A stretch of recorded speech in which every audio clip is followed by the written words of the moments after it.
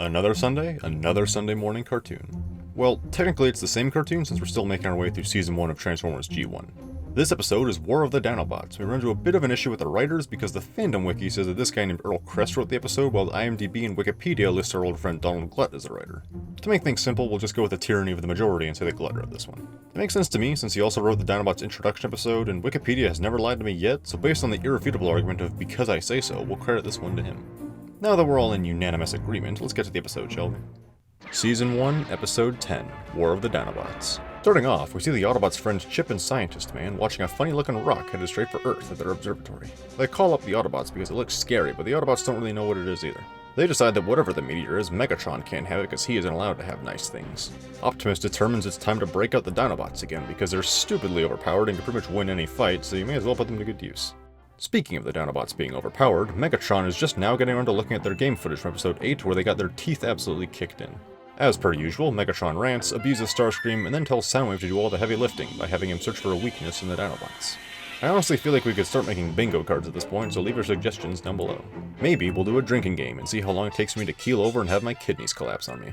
Drinking myself into a coma aside, the only competent Decepticon, Soundwave, sneaks on over to the site where the Autobots have all gathered to watch the meteor come down. And by come down, I mean stand at ground zero and nearly experience what it feels like to get an atom bomb to the face.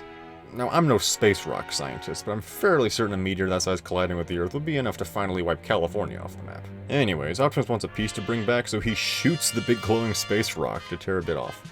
The bots leave the Dinobots to guard the meteor while they all head back to base. There is literally nothing here that could go wrong. On the way back, Optimus expresses that he thinks big robot dinosaurs are cool, and he wants to build even more of them. This does come up later, and by later I mean literally 2 seconds later in the next scene. Chip picks out a Stegosaurus and a pterodactyl. Screw you, that's not a pterodon, I don't care what you say, so Wheeljack and Ratchet get to work making a couple new Dinobots. It really is just that easy to create life, isn't it?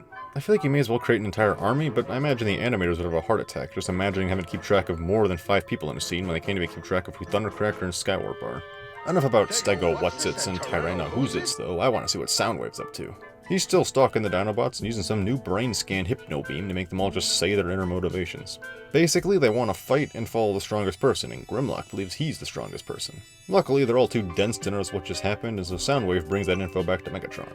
Megatron thinks he can exploit their one-dimensional characterization, so heads over to have a friendly chat. The Dinobots greet him with a hail of gunfire, but Megatron apparently put a lot of points into speech and is able to convince them to hear him out. He essentially goads them into beating of Optimus Prime because Big Dino's strong. He makes a compelling case, proving that the pen is mightier than the sword, demonstrating why Jason would always lose a fight against Joe Biden. Now that the Dinobots are all focused on making Grimlock the king of everything, the Decepticons steal the meteor while Megatron sims for Grimlock and says he would be happy to help the glorious leader in his struggle against the Autobots. You know you can trust him because his eyes light up a nice menacing red. Back at Autobot HQ, the gang is all busy building Dinobots, when Wheeljack shows Optimus that the meteor fragment is basically a really big energy time bomb.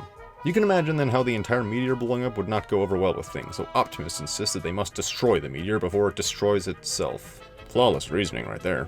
Optimus heads off to check on the meteor alone, because plot, while the others finish up their new friends.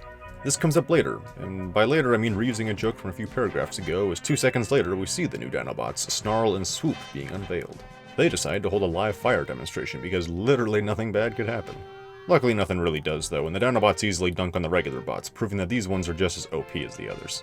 Meanwhile, the other Dinobots confront Optimus, who just arrived at the site of the missing meteor. The Dinos all gang up on Prime and start beating him up with lightsaber sound effects, which Optimus doesn't stand a chance against. Optimus tries to take a page out of Megatron's book and attempts to talk them down, but he obviously lacks Megatron's natural charm and charisma, so they shoot him anyway. This proves that the pen is not mightier than the sword. Anyone who says so has clearly never brought a Sharpie to a Mechagodzilla fight. You'll never hear me saying something like that.